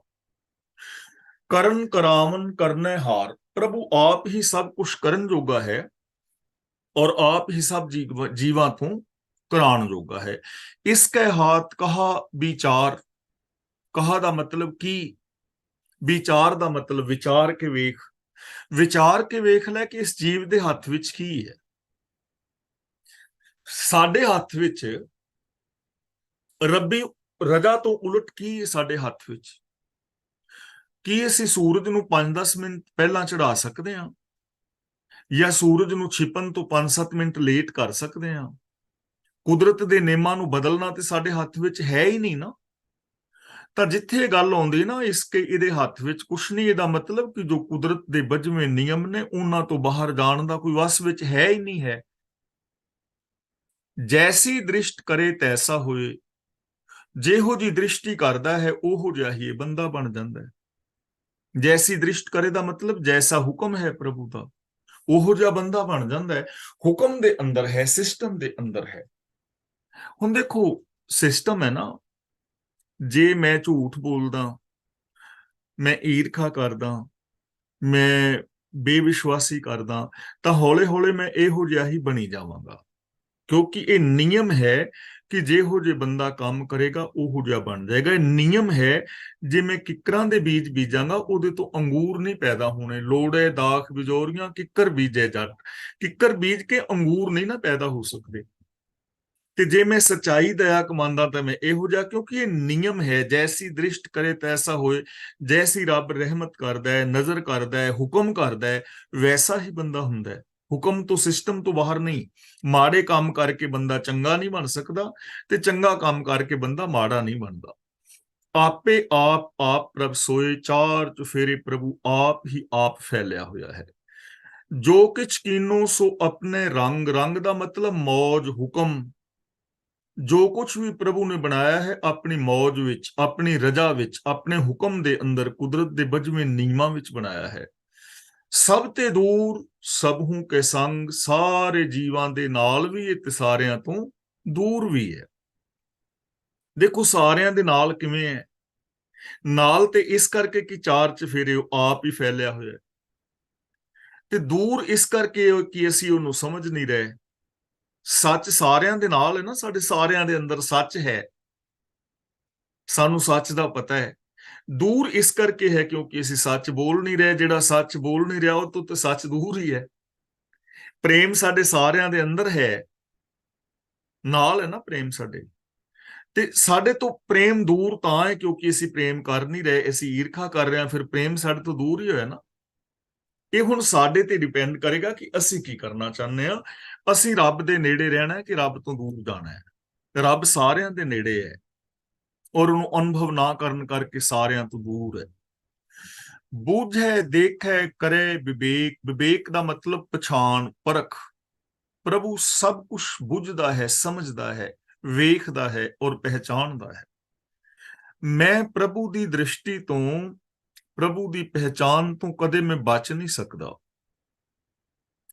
ਕੁਦਰਤੀ ਜੋ ਨਿਯਮ ਨੇ ਉਹਨਾਂ ਤੋਂ ਮੈਂ ਕਿਵੇਂ ਬਚਾਂਗਾ? ਕੋਈ ਤਰੀਕਾ ਨਹੀਂ ਹੈ ਮੇਰੇ ਕੋਲ ਕਿ ਮੈਂ ਕੁਦਰਤ ਦੇ ਨਿਯਮਾਂ ਤੋਂ ਉਲਟ ਜਾ ਸਕਾਂ। ਮੈਂ ਕੁਦਰਤ ਦੇ ਨਿਯਮਾਂ ਦੇ ਅੰਦਰ ਮੇਰਾ ਹਰ ਕਰਮ ਵਿਚਾਰਿਆ, ਪਰਖਿਆ ਜਾ ਰਿਹਾ ਹੈ, ਉਹਦਾ ਫਲ ਮਿਲ ਰਿਹਾ ਹੈ। ਜਿਹੜੇ ਮੈਂ ਬੀਜ ਅੰਦਰ ਬੀਜ ਰਿਹਾ ਨਾ, ਚਾਹੇ ਉਹ ਸੱਚਾਈ ਹੈ ਜਾਂ ਉਹ ਝੂਠ ਹੈ, ਤਾਂ ਉਸ ਬੀਜ ਨੇ ਪ੍ਰਫੁੱਲਤ ਹੋਣਾ ਹੀ ਹੋਣਾ, ਉਹ ਤੋਂ ਮੈਂ ਬਚ ਨਹੀਂ ਸਕਦਾ। ਤਾਂ ਗੁਰੂ ਜੀ ਕਹਿੰਦੇ ਨੇ ਪ੍ਰਭੂ ਸਭ ਕੁਝ ਸਮਝਦਾ, ਵੇਖਦਾ ਔਰ ਨਿਰਣਾ ਕਰਦਾ ਹੈ। ਆਪਹਿ ਏਕ ਆਪਹਿ ਅਨੇਕ। ਆਪ ਹੀ ਇੱਕ ਹੈ ਤੇ ਆਪ ਹੀ ਉਹ ਅਨੇਕ ਹੈ। ਇੱਕ ਵੀ ਆਪ ਹੈ, ਆਪ ਹੈ ਇੱਕ ਹੀ ਹੈ, ਤੇ ਅਨੇਕ ਵੀ ਉਹ ਆਪ ਹੀ ਹੋਇਆ ਹੋਇਆ ਹੈ। ਜਿਵੇਂ ਸੋਨਾ ਇੱਕ ਹੈ ਨਾ, ਤੇ ਸੁਨਿਆਰ ਦੀ ਦੁਕਾਨ ਵਿੱਚ ਜਾਈਏ ਤੇ ਹਜ਼ਾਰਾਂ ਗਹਿਣੇ ਪਏ ਨੇ। ਹੁਣ ਉਹ ਹਜ਼ਾਰਾਂ ਗਹਿਣੇ ਅਲੱਗ-ਅਲੱਗ ਨਹੀਂ, ਸਿਰਫ ਆਕਾਰ ਕਰਕੇ ਵੱਖਰੇ ਭਾਸ ਰਹੇ ਨੇ, ਹੈ ਤੇ ਸੋਨਾ ਹੀ। ਆਪ ਇੱਕ ਵੀ ਤੇ ਅਨੇਕ ਵੀ ਬਣਿਆ ਹੋਇਆ ਹੈ। ਸਮੁੰਦਰ ਤੇ ਜਾਈਏ, ਪਾਣੀ ਤੇ ਇੱਕ ਹੀ ਹੈ, ਪਰ ਉੱਥੇ ਅਨੇਕਾਂ ਜਿਹੜੀਆਂ ਲਹਿਰਾਂ ਉੱਠ ਰਹੀਆਂ ਨੇ, ਉਹ ਵੀ ਪਾਣੀ ਨੂੰ ਹੀ ਹੈ, ਸਾਨੂੰ ਵੱਖਰਾ ਲੱਗਦਾ ਹੈ। ਇਸੇ ਤਰ੍ਹਾਂ ਰੱਬ ਇੱਕੋ ਹੀ ਹੈ, ਤੇ ਜਿਹੜੇ ਆ ਜੀਵ ਜੰਤ, ਖੰਡ ਮੰਡਲ, ਬ੍ਰਹਿਮੰਡ ਦਿਸ ਰਹੇ ਨੇ, ਇਹ ਉਹਦੇ ਹੀ ਬੁਲਬੁਲੇ, ਉਹਦੀਆਂ ਹੀ ਲਹਿਰਾਂ ਤੇ ਉਹਦੀਆਂ ਹੀ ਤਰੰਗਾਂ ਨੇ, ਇੱਕੋ ਹੀ ਫੈਲਿਆ ਹੋਇਆ। ਮਰੈ ਨਾ ਬਿਨਸੈ ਆਵੈ ਨਾ ਜਾਏ। ਆਵੇ ਨਾ ਜਾਏ ਦਾ ਮਤਲਬ ਨਾ ਕਿਤੇ ਆਉਂਦਾ ਹੈ ਤੇ ਨਾ ਕਿਤੇ ਜਾਂਦਾ ਹੈ। ਨਾ ਉਹ ਜੰਮਦਾ ਹੈ, ਨਾ ਉਹ ਮਰਦਾ ਹੈ, ਨਾ ਉਹ ਕਿਤੇ ਆਉਂਦਾ ਹੈ ਤੇ ਨਾ ਉਹ ਕਿਤੇ ਜਾਂਦਾ ਹੈ। ਹੁਣ ਮੈਂ ਤੇ ਕਦੇ ਘਰ ਆ ਗਿਆ ਤੇ ਕਦੇ ਘਰੋਂ ਬਾਹਰ ਚਲਾ ਗਿਆ, ਕਿਉਂਕਿ ਮੈਂ ਇੱਕ ਸਰੀਰ ਆ ਨਾ, ਛੋਟਾ ਜਿਹਾ ਵਾਂ। ਤੇ ਰੱਬ ਹੁਣ ਕਿੱਥੇ ਜਾਏ? ਉਹਦਾ ਘਰ ਕਿੱਥੇ ਹੈ ਤੇ ਕਿੱਥੋਂ ਉਹ ਆਵੇ? ਜਿੱਥੇ ਜਿਹੜਾ ਸਾਰੇ ਚਾਰ ਚੁਫੇਰੇ ਫੈਲੇ ਹੀ ਹੋਏ, ਨਾ ਉਹ ਕਿਤੇ ਆਉਂਦਾ ਨਾ ਜਾਂਦਾ, ਨਾ ਉਹ ਜੰਮਦਾ ਨਾ ਮਰਦਾ। ਤੇ ਯਾਦ ਰੱਖਣਾ, ਜੇ ਸਮੁੰਦਰ ਜੰਮਦਾ ਮਰਦਾ ਨਹੀਂ ਨਾ, ਤੇ ਜਿਹੜੇ ਸਮੁੰਦਰ ਦੇ ਵਿੱਚ ਪੈਦਾ ਹੋਣ ਵਾਲੀ ਲਹਿਰ ਹੈ ਉਹ ਵੀ ਜੰਮਦੀ ਮਰਦੀ ਨਹੀਂ, ਕਿਉਂਕਿ ਉਹਦਾ ਹੀ ਤੇ ਰੂਪ ਹੈ। ਇੱਥੋਂ ਸਾਡੇ ਆ ਜਨਮ ਮਰਨ ਵਾਲੇ ਦੂਜੇ ਤੀਜੇ ਸਾਰੇ ਵਹਿਮ ਭਰਮ ਜਿਹੜੇ ਨੇ ਉਹ ਮਿਟ ਜਾਂਦੇ ਨੇ, ਕਿਉਂਕਿ ਰੱਬ ਦਾ ਹੀ ਤੇ ਰੂਪ ਆ, ਰੱਬ ਦਾ ਵਿਸਥਾਰ ਹੈ। ਰੱਬ ਨਾ ਮਰਦਾ ਹੈ, ਨਾ ਜੰਮਦਾ ਹੈ, ਨਾ ਆਉਂਦਾ ਹੈ, ਨਾ ਜਾਂਦਾ ਹੈ। ਮਰੇ ਨਾ ਬਿਨਸੈ ਆਵੇ ਨਾ ਜਾਏ, ਨਾਨਕ ਸਦ ਹੀ ਰਿਹਾ ਸਮਾਏ। ਉਹ ਸਦਾ ਹੀ ਸਮਾਇਆ ਹੋਇਆ ਹੈ, ਸਦਾ ਹੀ ਟਿਕਿਆ ਹੋਇਆ ਹੈ। ਆਪ ਉਪਦੇਸੈ ਸਮਝੈ ਆਪ। ਆਪ ਸਿੱਖਿਆ ਵੀ ਦੇ ਰਿਹਾ, ਆਪ ਸਮਝ ਵੀ ਰਿਹਾ ਹੈ। ਯਾਨੀ ਸਿੱਖਿਆ ਦੇਣ ਵਾਲੇ ਵਿੱਚ ਵੀ ਵਿਆਪਕ ਹੈ ਤੇ ਸਮਝਣ ਵਾਲੇ ਦੇ ਵਿੱਚ ਵੀ ਆਪ ਹੈ। ਆਪੇ ਰਚਿਆ ਸਭ ਕੈ ਸਾਥ। ਉਹ ਆਪ ਹੀ ਸਾਰਿਆਂ ਦੇ ਨਾਲ ਰਚਿਆ ਮਿਚਿਆ ਹੋਇਆ ਹੈ, ਰਲਿਆ ਮਿਲਿਆ ਹੋਇਆ ਹੈ, ਜੀਵਨ ਰੂਪ ਹੋ ਕੇ, ਜੀਵਨ ਰੋ ਹੋ ਕੇ। ਉਹ ਜੀਵਨ ਸੱਤਿਆ ਤੁਹਾਡੇ ਵਿੱਚ ਵੀ ਹੈ, ਮੇਰੇ ਵਿੱਚ ਵੀ। ਉਹ ਨਿਯਮ ਸਾਰਿਆਂ ਦੇ ਵਿੱਚ ਰਚੇ ਮਿਚੇ ਹੋਏ ਨੇ। ਆਪ ਕੀਨੋ ਆਪਨ ਵਿਸਥਾਰ। ਆਪਨ ਦਾ ਮਤਲਬ ਆਪਣਾ।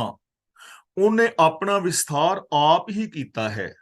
ਜਿਵੇਂ ਇੱਕ ਨਿੱਕਾ ਜਿਹਾ ਬੀਜ, ਬੀਜ ਤੋਂ ਬੋੜ ਬਣ ਜਾਂਦਾ ਨਾ, ਐਵੇਂ ਉਹ ਸੂਖਮ ਤੋਂ ਅਸਥੂਲ ਹੋ ਗਿਆ ਹੈ। ਆਪਣਾ ਹੀ ਉਹਨੇ ਵਿਸਥਾਰ ਕੀਤਾ ਹੋਇਆ ਹੈ। ਸਭ ਕੁਛ ਉਸਕਾ ਉਹ ਕਰਨਾ ਹਾਰ। ਹਰੇਕ ਸ਼ੈ ਉਹਦੀ ਬਣਾਈ ਹੈ ਤੇ ਉਹ ਬਣਾਉਣ ਜੋਗਾ ਹੈ। ਉਸ ਤੇ ਪਿੰਨ ਕਹੋ ਕਿ ਛੋਏ। ਕਹੋ ਦਾ ਮਤਲਬ ਦੱਸੋ। ਦੱਸੋ ਉਹਦੇ ਤੋਂ ਵੱਖਰਾ ਕੁਝ ਹੋ ਸਕਦਾ ਹੈ? ਰੱਬ ਤੋਂ ਵੱਖਰਾ ਕੁਝ ਹੋ ਸਕਦਾ ਹੈ? ਜੇ ਅਸੀਂ ਕਹੀਏ ਕਿ ਸਮੁੰਦਰ ਦੀ ਲਹਿਰ, ਬੁਲਬੁਲੇ ਕੀ ਪਾਣੀ ਤੋਂ ਵੱਖਰੇ ਹੋ ਸਕਦੇ ਨੇ? ਜਿਹੜੇ ਸੋਨੇ ਦੇ ਗਹਿਣੇ ਨੇ, ਕੀ ਉਹ ਸੋਨੇ ਤੋਂ ਵੱਖਰੇ ਹੋ ਸਕਦੇ ਨੇ? ਸੋਨਾ ਹੀ ਗਹਿਣੇ ਬਣ ਗਿਆ ਨਾ। ਰੱਬ ਤੋਂ ਵੱਖਰਾ ਕੀ ਹੋ ਸਕਦਾ ਹੈ? ਸਾਇੰਸ ਇਸ ਗੱਲ ਨੂੰ ਕਹਿੰਦੀ ਹੈ ਕਿ એનર્ਜੀ ਹੀ ਜਿਹੜੀ ਹੈ ਉਹ ਮਟੀਰੀਅਲ ਵਿੱਚ ਬਦਲ ਜਾਂਦੀ ਹੈ ਤੇ ਮਟੀਰੀਅਲ ਹੀ એનર્ਜੀ ਵਿੱਚ ਬਦਲ ਜਾਂਦਾ ਹੈ। ਤੇ ਗੁਰਬਾਣੀ ਇਹਨੂੰ ਕਹਿੰਦੀ ਉਹ ਆਪ ਹੀ ਸੂਖਮ ਹੈ ਤੇ ਆਪ ਹੀ ਅਸਥੂਲ ਹੈ, ਉਹਦੇ ਤੋਂ ਵੱਖਰਾ ਤੇ ਕੁਝ ਵੀ ਨਹੀਂ ਹੈ। ਥਾਨ ਥਨੰਤਰ ਏਕੈ ਸੋਏ, ਸਭ ਥਾਵਾਂ ਦੇ ਉੱਤੇ ਪ੍ਰਭੂ ਆਪ ਇੱਕ ਹੀ ਇੱਕ ਹੈ। ਆਪਣੇ ਚਲਿਤ ਆਪ ਕਰਨਾ ਹਾਰ, ਚਲਿਤ ਦਾ ਮਤਲਬ ਚਰਿੱਤਰ, ਤਮਾਸ਼ੇ, ਖੇਡਾਂ। ਉਹ ਆਪਣੀਆਂ ਖੇਡਾਂ, ਆਪਣੇ ਤਮਾਸ਼ੇ ਆਪ ਹੀ ਕਰ ਰਿਹਾ ਹੈ। ਕੌਤਕ ਕਰੈ ਰੰਗ ਆਪਾਰ, ਆਪਾਰ ਦਾ ਮਤਲਬ ਬੇਅੰਤ। ਉਹ ਬੇਅੰਤ ਰੰਗਾਂ ਦੇ ਤਮਾਸ਼ੇ ਕਰ ਰਿਹਾ ਹੈ, ਬੇਅੰਤ ਰੰਗਾਂ ਦੇ ਕੌਤਕ ਰਚ ਰਿਹਾ ਹੈ। ਅਨੇਕਾਂ ਕਿਸਮਾਂ ਦੇ ਨਾਲ ਇਹ ਸ੍ਰਿਸ਼ਟੀ ਜਿਹੜੀ ਹੈ ਚੱਲ ਰਹੀ ਹੈ। ਮਨ ਮਹਿ ਆਪ, ਮਨ ਆਪਣੇ ਮਾਹੇ। ਮਨ ਸ਼ਬਦ ਦੇ ਜਿਹੜੇ ਨਾ ਇਹ ਕਈ ਸਾਰੇ ਅਰਥ ਵੇਖੇ ਜਾ ਸਕਦੇ ਨੇ। ਮਨ ਸ਼ਬਦ ਨੂੰ ਜਦੋਂ ਅਸੀਂ ਪੜ੍ਹਦੇ ਆ ਨਾ ਮਹਾਨ ਕੋਸ਼ ਵਿੱਚ, ਤੇ ਮਨ ਦਾ ਮਤਲਬ ਹੈ ਸੰਗਿਆ, ਜਾਮਨ, ਮੰਨਤ ਕਰਨ ਵਾਲਾ। ਮਨ ਦਾ ਦੂਜਾ ਮੀਨਿੰਗ ਹੈ ਮਾਨ ਪ੍ਰਤਿਸ਼ਠਾ, ਜਿਵੇਂ ਰਾਮ ਨਾਮ ਬਿਨ ਜੀਵਨ ਮਨ ਹੀ ਨਾ, ਇੱਥੇ ਮਾਨ ਪ੍ਰਤਿਸ਼ਠਾ ਇਹਦਾ ਅਰਥ ਹੈ। ਤੇ ਤੀਜਾ ਇਸ ਦਾ ਅਰਥ ਹੈ ਮਣੀ ਰਤਨ, ਕੰਚਨ ਸੇ ਤਨ ਮੈਂ ਮਨ ਕੀ ਮਨ ਤੁਲ ਖੁਬਾ, ਮਤਲਬ ਮਣੀ। ਮਨ ਦਾ ਚੌਥਾ ਅਰਥ ਹੈ ਮਨੁਸ਼, ਸਗਲ ਰੂਪ ਵਰਨ ਮਨ ਮਾਹੀ, ਕਹੋ ਨਾਨਕ ਏਕੋ ਸਾਲਾਹੀ। ਤਾਂ ਮਨ ਦੇ ਹੋਰ ਵੀ ਕਈ ਸਾਰੇ ਅਰਥ ਨੇ, ਪਰ ਇੱਥੇ ਅਸੀਂ ਮਨ ਦਾ ਅਰਥ ਲੈ ਰਹੇ ਹਾਂ ਮਨੁੱਖ, ਯਾਨੀ ਜੀਵ। ਮਨ ਮਹਿ ਆਪ, ਜੀਵਾਂ ਵਿੱਚ ਆਪ ਹੈ। ਮਨ ਆਪਣੇ ਮਾਹੇ ਤੇ ਜੀਵ ਉਹਦੇ ਵਿੱਚ ਨੇ। ਮਨ ਦਾ ਮਤਲਬ ਮਨੁੱਖ, ਜੀਵ। ਜੀਵਾਂ ਵਿੱਚ ਆਪ ਹੈ ਤੇ ਜੀਵ ਉਹਦੇ ਵਿੱਚ ਨੇ, ਦੋਵੇਂ ਇੱਕ ਦੂਜੇ ਵਿੱਚ ਮਿਲੇ ਹੋਏ ਨੇ। ਹੋਰ ਅਰਥ ਇਸ ਤੇ ਇਸ ਤਰ੍ਹਾਂ ਕੀਤੇ ਨੇ, ਸਭ ਮਨਾਂ ਵਿੱਚ ਆਪ ਹੈ ਤੇ ਸਭ ਮਨ ਉਸ ਵਿੱਚ ਨੇ। ਮਨ ਵਿੱਚ ਆਪ ਵਸ ਰਿਹਾ ਹੈ ਤੇ ਜੀਵਾਂ ਨੂੰ ਆਪਣੇ ਮਨ ਵਿੱਚ ਟਿਕਾਈ ਬੈਠਾ ਹੈ। ਤੇ ਹੋਰ ਇਸ ਤਰ੍ਹਾਂ ਅਰਥ ਜਿਹੜੇ ਨੇ ਕੀਤੇ ਗਏ ਨੇ, ਤਾਂ ਮੇਨ ਇਹਦਾ ਅਰਥ ਹੀ ਬਣੇਗਾ ਕਿ ਜੀਵਾਂ ਵਿੱਚ ਉਹ ਆਪ ਹੈ ਤੇ ਜੀਵ ਉਹਦੇ ਵਿੱਚ ਨੇ, ਇੱਕ ਮਿਕ ਨੇ। ਨਾਨਕ ਕੀਮਤ ਕਹਿਣ ਨਾ ਜਾਏ, ਗੁਰੂ ਪਾਤਸ਼ਾਹ ਜੀ ਕਹਿੰਦੇ ਨੇ ਉਹਦੀ ਕੀਮਤ ਦੱਸੀ ਨਹੀਂ ਜਾ ਸਕਦੀ, ਉਹਦਾ ਮੁੱਲ ਪਾਇਆ ਨਹੀਂ ਜਾ ਸਕਦਾ, ਉਹਦਾ ਅੰਤ ਨਹੀਂ ਜਾਣਿਆ ਜਾ ਸਕਦਾ। ਸਤ ਸਤ ਸਤ ਪ੍ਰਭ ਸੁਆਮੀ, ਪ੍ਰਭੂ ਸਦਾ ਕਾਇਮ ਰਹਿਣ ਵਾਲਾ ਹੈ, ਭੂਤਕਾਲ ਵਿੱਚ ਵੀ, ਵਰਤਮਾਨ ਵਿੱਚ ਵੀ, ਭਵਿੱਖ ਦੇ ਅੰਦਰ ਵੀ, ਉਹ ਹਮੇਸ਼ਾ ਹੈ, ਸदैव ਹੈ। ਗੁਰ ਪ੍ਰਸਾਦ ਕਿਨੇ ਵਖਿਆਨੀ, ਵਖਿਆਨੀ ਦਾ ਮਤਲਬ ਬਿਆਨ ਕੀਤੀ। ਗੁਰੂ ਦੀ ਰਹਿਮਤ ਸਦਕਾ ਕਿਸੇ ਵਿਰਲੇ ਨੇ ਇਹ ਗੱਲ ਬਿਆਨ ਕੀਤੀ ਹੈ, ਕਿਸੇ ਵਿਰਲੇ ਨੇ ਇਹ ਗੱਲ ਕਹੀ ਹੈ, ਦੱਸੀ ਹੈ। ਸੱਚ ਸੱਚ ਸੱਚ ਸਭ ਕੀਨਾ, ਜੋ ਕੁਛ ਪ੍ਰਭੂ ਨੇ ਬਣਾਇਆ ਹੈ ਉਹ ਸੱਚ ਹੈ। ਸੱਚ ਦਾ ਮਤਲਬ ਮੁਕੰਮਲ ਹੈ, ਉਹਦੇ ਅੰਦਰ ਕੋਈ ਕਮੀ ਨਹੀਂ ਹੈ, ਉਹਦੇ ਅੰਦਰ ਕੋਈ ਅਧੂਰਾਪਨ ਨਹੀਂ ਹੈ। ਕੋਟ ਮੱਧੇ ਕਿਨੈ ਬਿਰਲੇ ਚੀਨਾ, ਚੀਨਾ ਦਾ ਮਤਲਬ ਪਛਾਣਿਆ। ਕਰੋੜਾਂ ਦੇ ਵਿੱਚੋਂ ਕਿਸੇ ਵਿਰਲੇ ਨੇ ਇਸ ਗੱਲ ਨੂੰ ਪਛਾਣਿਆ ਹੈ, ਇਸ ਗੱਲ ਨੂੰ ਸਮਝਿਆ ਹੈ ਕਿ ਰੱਬ ਦੀ ਬਣਾਈ ਹੋਈ ਕੁਦਰਤ ਜਿਹੜੀ ਹੈ ਉਹ ਬਿਲਕੁਲ ਪੂਰੀ ਹੈ, ਇਹਦੇ ਵਿੱਚ ਕੁਝ ਅਧੂਰਾਪਨ, ਕੋਈ ਦੋਸ਼, ਕੋਈ ਕਮੀ ਨਹੀਂ ਹੈ। ਭਲਾ ਭਲਾ ਭਲਾ ਤੇਰਾ ਰੂਪ, ਹੇ ਪ੍ਰਭੂ ਆਦਿਸਤਾ ਹੋਇਆ ਸੰਸਾਰ ਇਹ ਤੇਰਾ ਰੂਪ ਹੈ ਤੇ ਬੜਾ ਪਿਆਰਾ ਹੈ, ਬੜਾ ਭਲਾ ਹੈ। ਜਿਹੜਾ ਜਗਤ ਦਿਸ ਰਿਹਾ ਨਾ, ਇਹ ਵਿਸ਼ ਸੰਸਾਰ ਤੁਮ ਜੇ ਦੇਖਦੇ, ਇਹ ਹਰ ਕਾ ਰੂਪ ਹੈ, ਹਰ ਰੂਪ ਨਦਰੀ ਆਇਆ, ਤੇ ਬੜਾ ਭਲਾ ਹੈ, ਬੜਾ ਸੋਹਣਾ ਹੈ, ਬੜਾ ਚੰਗਾ ਹੈ। ਅਤ ਸੁੰਦਰ ਅਪਾਰ ਅਨੂਪ, ਅਨੂਪ ਦਾ ਮਤਲਬ ਅਨੁਪਮ, ਜਿਸ ਦੀ ਮਿਸਾਲ ਨਾ ਦਿੱਤੀ ਜਾ ਸਕੇ। ਹੇ ਅਤੀ ਸੋਹਣੇ ਬੇਅੰਤ ਤੇ ਬੇਮਿਸਾਲ ਪ੍ਰਭੂ, ਨਿਰਮਲ ਨਿਰਮਲ ਨਿਰਮਲ ਤੇਰੀ ਬਾਣੀ। ਤੇਰੀ ਬਾਣੀ ਦਾ ਮਤਲਬ ਜੋ ਤੇਰੀ ਸਿਫਤ ਸਲਾਹ ਦੀ ਬਾਣੀ ਹੈ ਉਹ ਬੜੀ ਨਿਰਮਲ ਹੈ, ਮੈਲ ਤੋਂ ਰਹਿਤ ਹੈ। ਉਹ ਬੋਲੀ ਬੜੀ ਪਿਆਰੀ ਹੈ, ਉਹ ਬੋਲੀ ਜਿਹਦੇ ਰਾਹੀਂ ਪ੍ਰਭੂ ਦੀ ਸਿਫਤ ਸਲਾਹ ਕੀਤੀ ਜਾਏ ਉਹ ਨਿਰਮਲ ਹੈ ਔਰ ਨਿਰਮਲ ਕਰ ਦੇਣ ਵਾਲੀ ਹੈ। ਘਟ ਘਟ ਸੁਣੀ ਸਰਵਨ ਬਖਿਆਣੀ, ਹਰੇਕ ਸਰੀਰ ਵਿੱਚ ਕੰਨਾਂ ਦੀ ਰਾਹੀਂ ਸੁਣੀ ਜਾ ਰਹੀ ਹੈ ਤੇ ਜੀਭ ਦੇ ਨਾਲ ਉਚਾਰਨ ਕੀਤੀ ਜਾ ਰਹੀ ਹੈ। ਤੇਰੀ ਇਹ ਬੋਲੀ ਬੜੀ ਪਿਆਰੀ ਹੈ, ਜੋ ਅਸੀਂ ਬੋਲੀ ਬੋਲ ਰਹੇ ਹਾਂ। ਵਾਸਤਵ ਦੇ ਅੰਦਰ ਦੇਖੋ ਬਹੁਤ ਉੱਤਮ ਚੀਜ਼ ਹੈ ਨਾ, ਬੰਦੇ ਦੇ ਕੋਲ ਜ਼ਬਾਨ ਹੀ ਤੇ ਇਹਨੂੰ ਦੂਜੇ ਪਸ਼ੂਆਂ ਦੇ ਨਾਲੋਂ ਵੱਖਰਿਆ ਕੀਤਾ ਹੈ, ਜਾਨਵਰਾਂ ਨਾਲੋਂ ਦਿਮਾਗ ਨੇ, ਕਿ ਇਹ ਬੋਲ ਸਕਦਾ ਹੈ, ਸੁਣ ਸਕਦਾ ਹੈ, ਆਪਣੀਆਂ ਭਾਵਨਾਵਾਂ ਨੂੰ ਪ੍ਰਗਟ ਕਰ ਸਕਦਾ ਹੈ। ਪਰ ਜੇ ਪ੍ਰਭੂ ਦੀ ਸਿਫਤ ਸਲਾਹ ਦੇ ਵਿੱਚ ਬੋਲੀ ਜਾਏ ਨਾ, ਜਿਹੜੀ ਸਾਰਿਆਂ ਕੰਨਾਂ ਵਿੱਚ ਸੁਣੀ ਜਾ ਰਹੀ ਹੈ, ਹਰ ਹਿਰਦੇ ਵਿੱਚ ਬੋਲੀ ਜਾ ਰਹੀ ਹੈ, ਜੇ ਇਹਨੂੰ ਰੱਬੀ ਸਿਫਤ ਸਲਾਹ ਔਰ ਰੱਬੀ ਹੁਕਮ ਵਾਸਤੇ ਵਰਤੇ ਤਾਂ ਇਹ ਬੜੀ ਪਾਵਨ ਔਰ ਪਵਿੱਤਰ ਹੈ। ਪਵਿੱਤਰ ਪਵਿੱਤਰ ਪਵਿੱਤਰ ਪੁਨੀਤ ਗੁਰੂ ਪਾਤਸ਼ਾਹ ਜੀ ਕਹਿੰਦੇ ਨੇ ਉਹ ਪਵਿੱਤਰ ਹੀ ਪਵਿੱਤਰ ਹੋ ਜਾਂਦਾ ਹੈ। ਕੌਣ? ਨਾਮ ਜਪੈ ਨਾਨਕ ਮਨ ਪ੍ਰੀਤ। ਜਪੈ ਦਾ ਮਤਲਬ ਜੋ ਸਾਂਝ ਪਾਉਂਦਾ ਹੈ, ਨਾਮ ਦਾ ਮਤਲਬ ਪ੍ਰਭੂ ਦੇ ਹੁਕਮ ਨਾਲ, ਨਾਮ ਜਪੈ ਦਾ ਮਤਲਬ ਜੋ ਪ੍ਰਭੂ ਦੀ ਸਿਫਤ ਸਲਾਹ ਕਰਦਾ ਹੈ, ਮਨਪ੍ਰੀਤ ਦਾ ਮਤਲਬ ਦਿਲੀ ਪਿਆਰ ਨਾਲ। ਜੋ ਦਿਲੀ ਪਿਆਰ ਦੇ ਨਾਲ ਪ੍ਰਭੂ ਦੀ ਸਿਫਤ ਸਲਾਹ ਕਰਦਾ ਹੈ ਉਹ ਪਵਿੱਤਰ ਹੋ ਜਾਂਦਾ ਹੈ, ਉਹ ਬੰਦਾ ਪਾਵਨ ਹੋ ਜਾਂਦਾ ਹੈ। ਉਸ ਬੰਦੇ ਦੇ ਮਨ ਬਚਨ ਕਰਮ ਕਰਕੇ ਉਹਦੇ ਅੰਦਰ ਸ਼ੁੱਧਤਾ ਆ ਜਾਂਦੀ ਹੈ। ਜਿਹੜਾ ਬੰਦਾ ਮਨ ਦੀ ਪ੍ਰੀਤ ਕਰਕੇ ਰੱਬੀ ਗੁਣਾਂ ਦੇ ਨਾਲ ਸਾਂਝ ਪਾਉਂਦਾ ਹੈ। ਤਾਂ ਗੁਰੂ ਪਾਤਸ਼ਾਹ ਜੀ ਰਹਿਮਤ ਕਰਨ, ਅਸੀਂ ਗੁਰੂ ਜੀ ਦੀ ਪਾਵਨ ਬਾਣੀ ਨੂੰ ਪੜ੍ਹੀਏ, ਵਿਚਾਰੀਏ, ਗੁਰਬਾਣੀ ਮੁਤਾਬਕ ਜ਼ਿੰਦਗੀ ਜੀ ਕੇ ਆਪਣੇ ਜੀਵਨ ਨੂੰ ਸਫਲ ਕਰਨ ਦਾ ਯਤਨ ਕਰੀਏ।